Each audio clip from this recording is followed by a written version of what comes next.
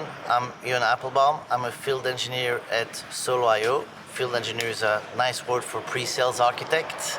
I've been here at Solo for around 11 months. And before that, I was working at HashiCorp as a console specialist and at the end, a product manager. On top of this, I'm together with some people from Solo and from Red Hat. We also manage the community, the Madrid CNCF chapter, where we just started. We call it Cloud Native Iberia. Please look us up on the chapters.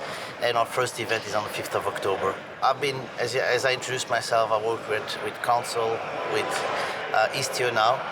Both service meshes were heavily based on sidecars, right?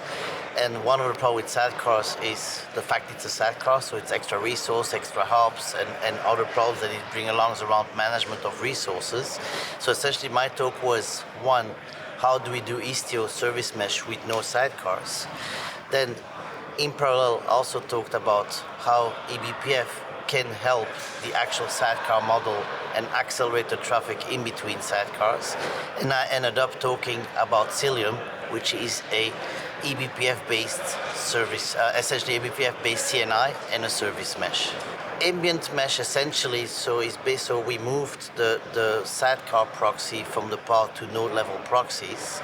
And essentially, where before we used IP tables to route traffic, again, we could use a CNI plugin, chain CNI plugin as well.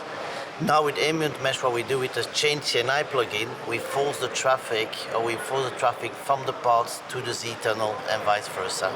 So if you're completely new to service mesh and to Istio, for example, Solo.io has some very good learning materials. We got our learning website is very good, so you can go on the learning website and follow some of the tutorials with certificate and get started, right? So it will help you.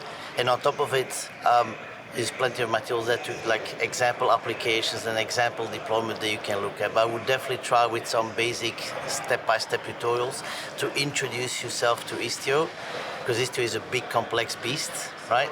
So start with small environments, very small use cases, and grow from there.